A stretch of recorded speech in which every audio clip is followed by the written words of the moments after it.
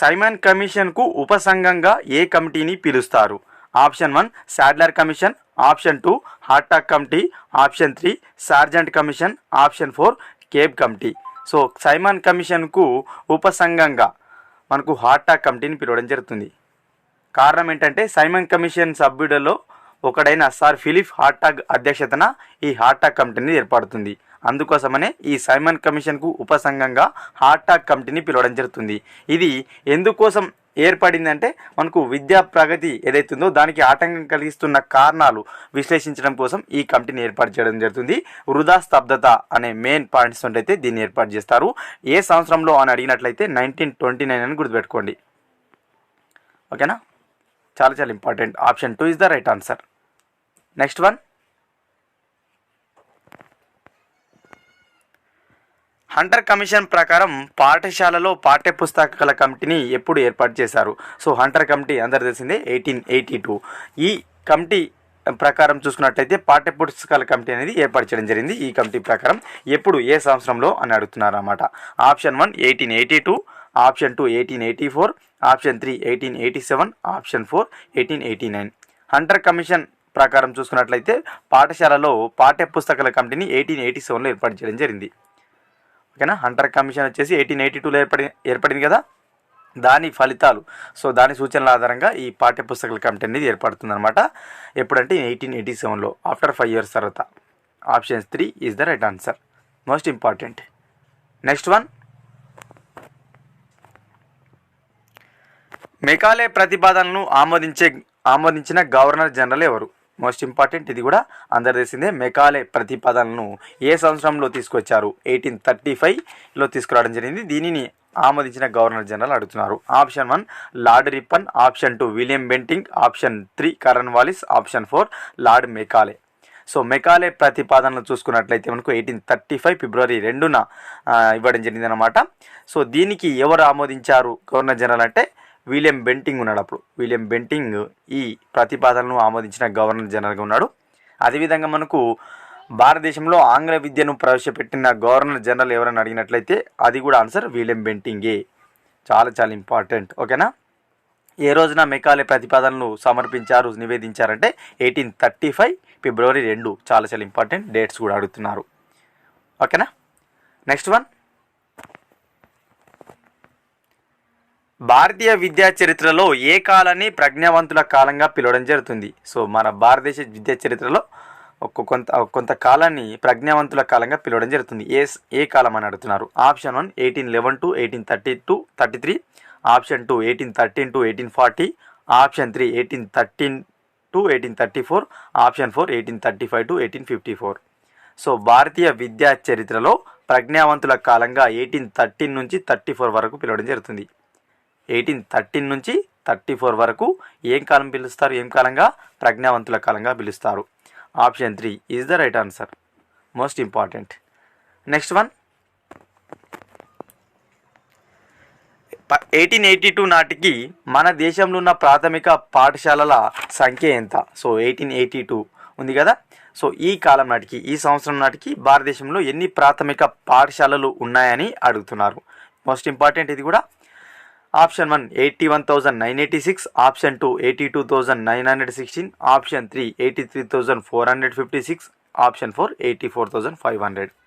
So 1882 year నాటికి భారతదేశంలో టోటల్గా 82,916 ప్రాథమిక పాఠశాలలు ఉన్నట్టు ఎవరు చెప్పారంటే పిఎల్ రావత్ చెప్పడం జరిగింది. చాలా చాలా ఇంపార్టెంట్. పిఎల్ రావత్ అనే వ్యక్తి మనకు ఇన్ని పాఠశాలలు ఉన్నాయి, 82,916 పాఠశాలలు ఉన్నాయని చెప్పడం జరిగింది. ఏ సంవత్సరం నాటికి అంటే 1882 నాటికి. భారతీయులకు ఇంజనీరింగ్ తరగతులు అర్థం కావడం కోసం కొంకణి మరియు మరాఠీ భాషలోకి పుస్తకాలను ట్రాన్స్లేట్ చేసిన వ్యక్తి ఎవరు?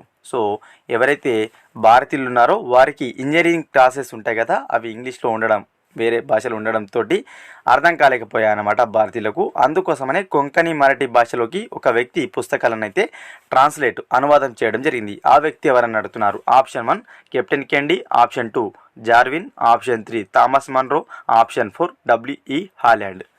సో భారతీయులకు సంబంధించి ఇంజనీరింగ్ తరగతులు అర్థం కావడం కోసం కొంకణి మరాఠీ భాషలోకి పుస్తకాలను ట్రాన్స్లేట్ చేసిన వ్యక్తి జార్విన్. ఓకేనా. జార్విన్ అనే పర్సన్ ఈ పుస్తకాలను ఏవైతే ఇంజనీరింగ్ తరగతుల పుస్తకాలు ఉన్నాయో వాటిని కొంకణి మరాఠీ భాషలోకి అనువాదం చేయడం జరిగింది. Option 2 right answer. Next one, భారతీయ విశ్వవిద్యాలయాల కమిషన్ 1902కు అధ్యక్షతన వహించింది ఎవరు? సో మనకు భారతీయ విశ్వవిద్యాలయాల కమిషన్ 1902లో ఏర్పడిన సంగతి తెలిసిందే. దీనికి ఎవరు అధ్యక్షత వహించారని అడుగుతున్నారు. చూద్దాం. Option 1 Bhudev Mukherjee, option 2 K T Telang, option 3 Thomas Raleigh, option 4 lord Curzon.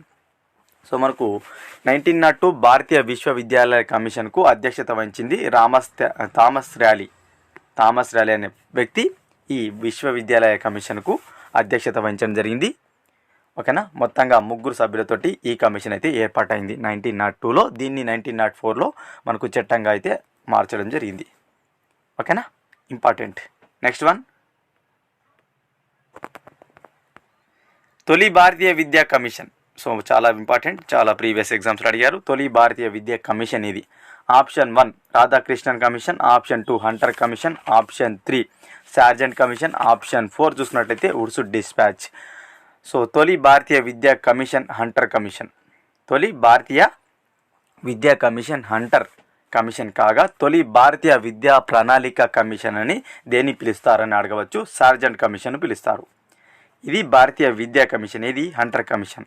Sergeant commission ఏంటంటే భారతీయ విద్యా ప్రణాళిక కమిషన్. అది విద్యా ప్రణాళిక కమిషన్ వేరు, విద్యా కమిషన్ వేరు, కన్ఫ్యూజ్ అవ్వద్దు. ఓకేనా.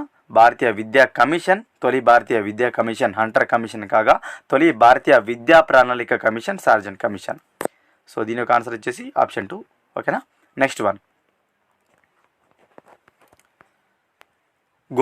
గోపాలకృష్ణ గోఖలే తీర్మానం ప్రకారం ఏ వయసు వారు బాలలు? సో గోఖలే తీర్మానం అందరు తెలిసింది 1911లో ప్రవేశపెట్టడం జరిగింది.